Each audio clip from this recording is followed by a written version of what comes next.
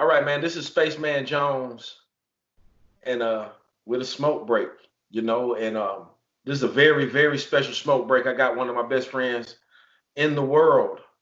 You know what I'm saying? Joining me. This is motherhood, man. This is my partner in crime and creating what we do with Spaceman Jones and the motherships. And as always, with these smoke breaks, I am on some of that cherry pie. You see that? 14.4% CBD. And that is coming from one of our sponsors, Earthy Now. And you can find them at earthy.com, at earthynow.com, pardon. Uh, and they provide all the hemp products, man. I got Yes. the Ah, smokes. man, you got yes, the true hemp smokes from Earthy. Yeah, Earthy now, man, they do some great products, man. Shout out as always to Joe and Anders and Ronnie Mack all over there, man, keeping everybody supplied with that medicine, yep, and also shout out to our other sponsor, which is Urban Combat Wrestling. They for the yep. culture, man. Hard hits, and hard hits. Shout out to my boys, man, Alan Brody and Mook the BTSG. You know what I'm saying? Congratulations, Mook just moved into his new apartment yesterday. You know what I'm saying? So it's some folks that's moving on up and moving on out in this COVID-19 outbreak, epidemic, whatnot.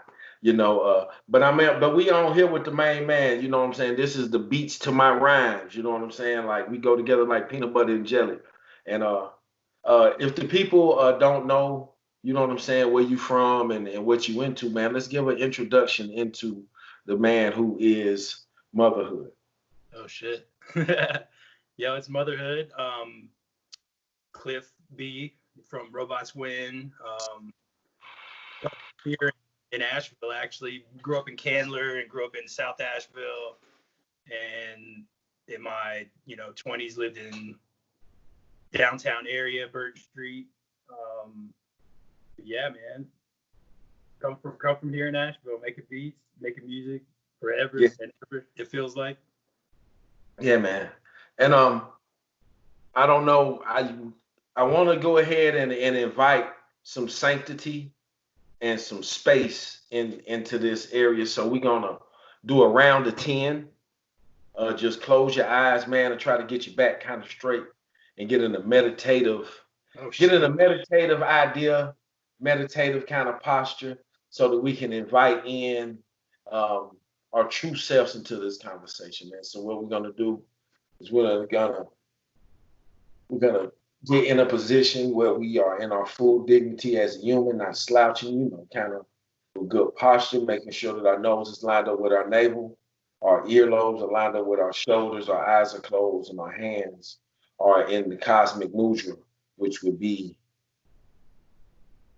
your right hand supporting your left hand and your thumbs lightly touching, making that oval where it's an open space but connected at the same time. And we are going to start. We're going to ground in our feet because our feet got chakras in it. Chakras in the seven chakras. There are just a few small portion of the chakras opening energy portals in your body. Your hands and your feet are two very important ones. Uh, there's going to be some energy in the earth, the energy in your feet, because it match up. It's on the same frequency. So if you start thinking about the energy that's naturally in your feet, you'll feel the buzzing. It'll feel like a light bit of electricity, and that energy is also kind of magnetic. So if you can focus it, you can push it down into the earth and draw the earth's energy right up into your body, and you can begin to interchange the energy between the earth and your body and become grounded in that energy. And that's what we're trying to do right now, is become grounded. And we're going to take a couple of breaths in through our nose, back out through our mouths. And the idea is to become grounded in that energy. You're going to feel it buzzing all the way up your legs. It's going to come up into your knees and up into your hips and thighs, all the way up through your chest and your stomach, up through your head and your face. And it's going to connect to the top of your body because it's a chakra right there too. Just the energy open, you know, and it's energy coming from above as well. They got the same frequency. And we're going to tap into that energy too. And we're going to let our bodies just become a connection between heaven and earth, which what we are, being flesh and spirit at the same time. We are We are the blending, you know, the balance. And while we're doing that, we're gonna concentrate on breathing in through our nose, allowing our bellies to fill in with air. There's a spot right behind your belly button, about 3 inches in, and that's the most solid, balanced point of your body. And we're gonna put our awareness right there. And we're gonna do a round of 10 breaths while we supported by the earth and while we are inspired by the heavens, and while we deeply connected to ourselves. And we're gonna start through the nostrils, and we're gonna breathe in one and breathe out. And that'll be one breath, and we're gonna do a round of 10 of those breaths. And we're gonna start that now.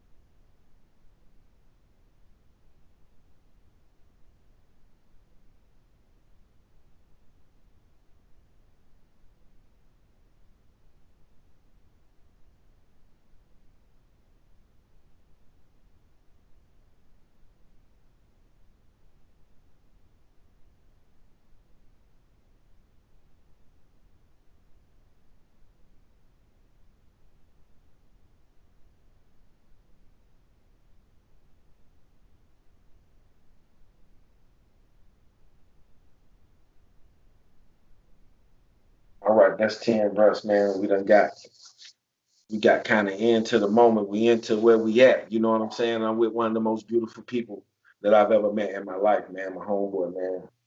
You gonna make me Motherhood. hear from here with that shit. You know what I'm saying? You can make me fly away somewhere.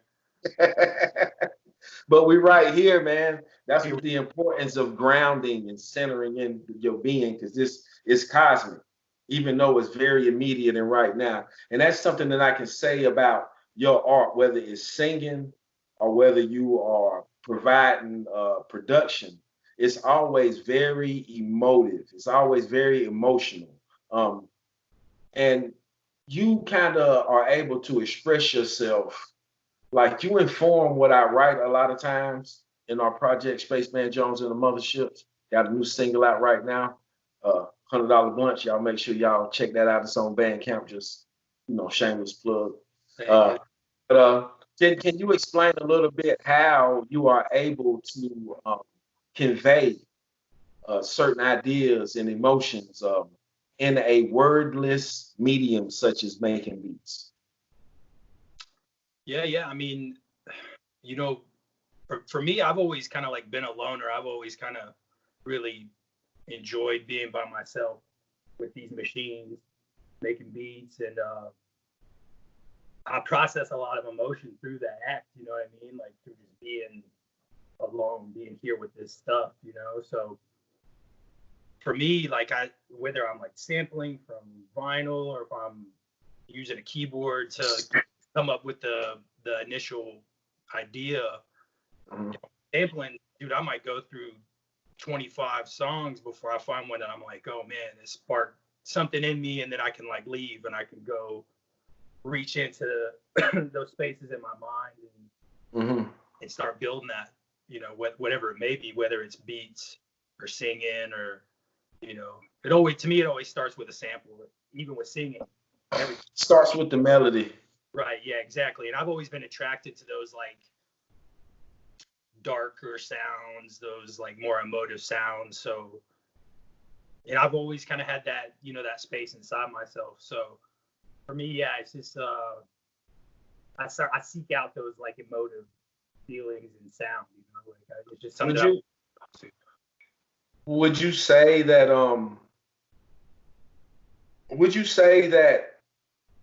it's an unconscious element in the music that you are attracted to? Maybe there's something unconsciously that you're trying to convey. Something in your soul is trying to speak through, like the choices in the music. Something resonates. Because I'm very fascinated about the reason that why do we make the choices that we make? A lot of times it's a lot of times it's just being informed by something like that's not verbal or something that's not like a conscious thought. You don't know why you like this. You just said it's like something that pulls on something inside of me, um, which is always kind of in the dark and in the shadows. And I think that me and you both share that kind of need to express these uh, kind of darker viewpoints on life. You know, I think there's a big rush for everything to be a party and for everything to be like put together and you know, impervious to pain. Sure. Um, I've always kind of lived in that pain. You know what I mean? Like whatever it may be, my childhood or stuff that I did to myself. You know what I'm saying? Like pain that I brought on to myself. Like I don't know. I always kind of swam in that. It helps you process it. You know what I mean? A lot of people, they stuff that pain down and they forget about it. It might come back as a wave one day. yeah. And but for me, I try to look at it from every facet, that why it affected me the way it did, why I acted out the way I did. Hmm. So yeah, it's always been natural for me to seek out that pain and talk about it and feel it. You know what I mean? Like I buried it forever when I was a kid, and it only led to bullshit. Yeah. Yeah. Yeah. So I mean, I know for me that it's kind of that is very much therapeutic to make music and write songs, and sometimes I'm able to um, express things through the music and through lyrics that's very personal, but in an impersonal way by uh, the turn of phrase or by uh, using the art as a medium to tell my story, but not personally, but not having it being so personally, so it's kind of easier to talk about. You know, how has creating been a vehicle for kind of getting out some of the more raw feelings that are not easily expressed. Yeah. I don't know if I would have an outlet to express it without music. You know what I'm saying? Like music has always kind of given me that, like whether it had when I was younger and I was playing in punk and hardcore bands, you know what I mean? That gave me a really heavy outlet to scream about it and Yeah, process a bunch of that shit from my childhood, my teen years, whatever. Then you know you get older and you're not as angry as you once were. yeah, The anger kind of dissipates, you know what I'm saying? But then that also allows you to swim in a whole bunch of stuff, you know what I'm saying? Like yeah, once the anger leaves and then you start processing it. Yeah, music's always been like, even before I knew that I would create music, you know, I had instruments from the time I could crawl. They were just around my house, you know what I mean? yeah, But as far as I thought I would be an artist, like drawing. That was always my shit, you know, when I was young. Until my teenage years, drawing was like all I ever did. yeah.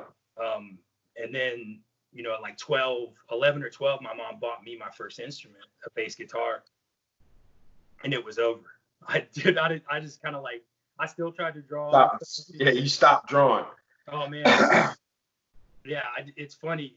I can still draw, you know, I still like to do it here and there, but yeah, once music came in, it just gave me that outlet to express myself and, you know, pour myself into it. To all the people that I admired who were creating music or who were famous for it, like it was all really, you know, they poured themselves into that. So for me, it was like natural, you know, Yeah, it was on. yeah, man. So coming from somebody who's been in the pretty much in the public eye your entire adult life, you know what I'm saying? How are you coping with the law? Well, uh, how do you cope with the public's reaction to your art, the public's reaction also to you as a person, and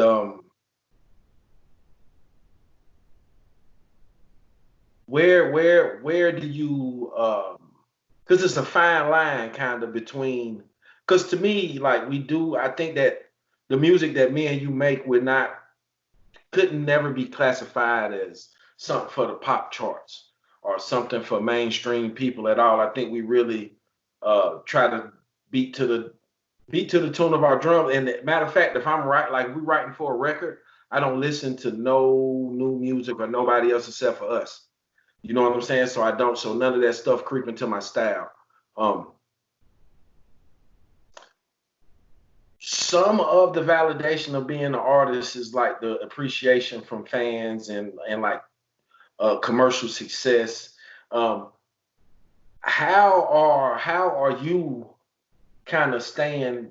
Because I noticed that we don't, and it's kind of an unspoken thing between us is that we don't really seek the publicity. You know what I'm saying? We're gonna let it, our music speak for ourselves, and like we kind of in our own lane and move at our own pace because we don't have anybody who is our master.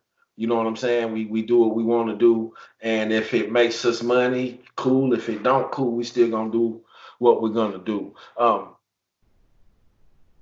How do you reconcile that with the business of music? You know what I'm saying? I don't, because I haven't came to grips really fully with it. I'm just kind of being very stubborn about like just doing what I do, you Right. know? I used to get into like reading reviews, and when I was younger, when I was in a band that got signed, and I was like really into reading. I would read all the reviews that came out. You know what I'm saying? Good, bad, whatever. But that shit just either hurt my feelings or made me feel too big. You know what I mean? So now I don't even like care to know. I care to know if people like the music. You feel me? I Yeah. want people to like reach out. I love it when people reach out to me on a more connect, straight direction, talking about how it affected them, how it made them feel. I love that. Yeah. When it comes to like reviews and all that, I gave up on that forever ago, man. You're gonna get your feelings hurt, like. So when it Yeah. comes to, I think, and that's also what made it so easy to kind of pick the lane that we did. We're underground artists, you know what I'm saying? Never really aspired to necessarily liked by everybody, you know what I'm saying? Yes. Because I think the people That's, that it does touch, you're going to be like-minded with those folks. yeah. Yeah, man. That's something that I've always kind of been happy about because we haven't really shoehorned ourselves into any other lane. We haven't been kind of jumping on trends. We pretty much did what we like. Um, and knowing you as a person, you are staunchly independent and fiercely like a guy who follows his own mind. You know what I'm saying? You are, you let people know how you feel about things pretty straightforwardly, and sometimes that can backfire a little bit. Um, and how have you been able to maintain that healthy dose of punk rock? Fuck you. You know what I'm saying? With all of the pressure to kind of go the other route and kiss ass and whatnot. Well, I think I've let it ruin a lot of opportunities for me. And maybe they were opportunities I didn't need to be in. So, ultimately it is what it is. I don't really think too much either way about stuff like that. Usually my first feeling is the feeling that is the one to me. You know what I'm saying? Like, Mm. if I want to do it, I'm going to do it. If I don't want to do it, I'm not going to be a dick about it, but I'm not going to do it. Yeah, yeah, yeah. I learned that from my grandmother. My grandmother she was a hard person, Yeah. southern as hell woman, you know what I mean? Like, she ruled by the Still. switch, you know what I'm saying? Ruled by the switch. Yeah. But I did learn a lot from her, you know what I mean? She didn't let nobody walk on her. She didn't let nobody walk on her friends. and she would tell you exactly how she felt about something. You know what I mean? And she would say that if you got your feelings hurt, that was on you, not her. You know? Oh, she was rough then. All right. I know sometimes, man. I've loved to create. Not sometimes. I always love to create. During this lockdown, we have had a lot of opportunity to create a lot of things. What's what's one thing about this? What's one thing about this slowdown in your creative cycle? Have you learned one new thing that you've learned during this process? I think that I've been studying like making things more dynamic. You know what I'm saying? Like whether that be less or more. You know what I'm saying? So in the past, I think with my production, I've been kind of straightforward. I like put it together in a way that people are like, all right, that's a motherhood beat. You know what I mean? Like Mm. so now I'm like doing these little tricks where I'm like getting microscopic. You know what I mean? Like really Yeah, trying to make stuff dynamic and change in a way that people are like, when the change comes, whether it be back and forth, every time the change comes, people are like, oh, sure. Or I am anyway. I'm like, oh, shit. You know what I yeah, mean? Like, that's fire. yeah, So I'm kind of using it. And it's also giving me a chance to really understand what I'm here for in this realm. You know what I mean? Like, and it's like all this stuff, man. It's these things, you know, it's these like, it's like taking this right here, yeah. pushing it into here, Put it in your brain. and making those two things become one. I think that Yeah, that's man. that's what I'm here for, you know, like it's giving me a chance to really appreciate this space that I have, you know, Yeah, inside here and with these machines, you know. yeah. Yeah. It's I you know, if other than the money being at a standstill, this shit's a wet dream for a producer, you know what I'm saying? Yeah, but I think that there's gonna be light at the end of the rainbow. You know, we might be very, very worn out and tired by the time we get there, but you know, at least we'll get there. Um, I wanna get you get you to talk about kind of the feel of making beats and music because a lot of people ask me to teach them to make beats. You Right. know what I'm saying? And I'm like, it's you know what I'm saying? You know, they ask me, you know, how you know how to it's a feeling, you know what I'm saying? It's a Yeah. feeling and it's a timing and it's a rhythm that I don't know how to teach that to somebody, but I know the feeling. You know what I'm saying? Can you speak a little bit to that kind of sensation or sense? I don't know what it is to where I will be fiddling around with a melody or trying to dig through a sample or trying to find some drums and just that feeling when you know that it's right. Right. Um, that is, can you speak to the satisfaction of that? Because that's one of the reasons why I keep going and keep making beats and keep trying to figure out different ways to create like content or art or whatever. Is Yeah. that feeling of when you know it's right. Yeah, that to me it always feels like a nostalgia. You know what I'm saying? That's when I know that it's like, okay, yeah, I got that one. It's on the right path because I feel nostalgic in some way. You know what Yeah. I'm So yeah, it's always that feeling of nostalgia when that wave hits me. I'm like, oh man, yeah, this is gonna be a good one. You know, like this one's Yeah. gonna be dope. I don't know any other way to describe the feeling. You know, other than that, you know, it reminds me of a good time. Reminds me of days past that are really bright Yeah. in my mind, in my life. They paint pictures in my mind. You know what I'm saying? For me, it's really connected to my body. Yeah. And it's almost that involuntary head nod. Oh yeah. You know Yeah. what I'm saying? That's when you know, like when it to for me, when it's like right, that's one of the things that let me notice because I'm kind of dense. So it takes me a long time to notice the fullness of stuff. And I'll be like, not really trying to nod, but my head is nodding Oh Then yeah. then you fit. Then I'm like, oh, okay, this it right here. Well, It's a certain. you could watch any producer as they have the melody looping. You can already they're in the drums already. You know what I mean? Yeah, yeah, yeah. I think as soon as you hear those like 4 bars, you're You like, know you know which direction that you're gonna go. That feeling is like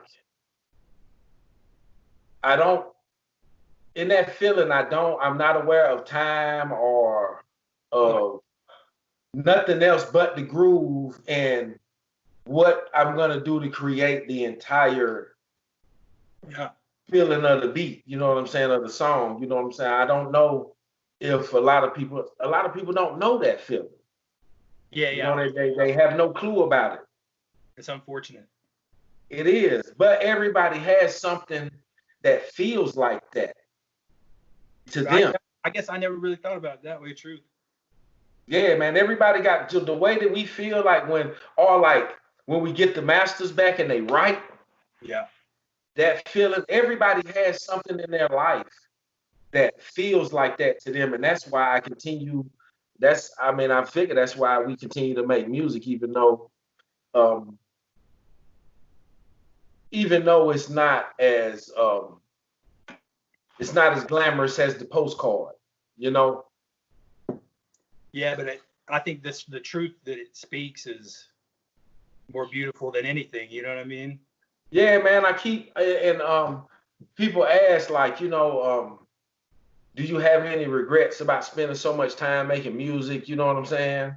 Uh, and I say, no, man. Loving every minute of it, and I'm not just making this music for now. I'm making it for like when I'm dead and gone. You know what I'm saying? Then everybody might, be able to. They can look back and catch some stuff that they wouldn't have caught when I was like giving it to them.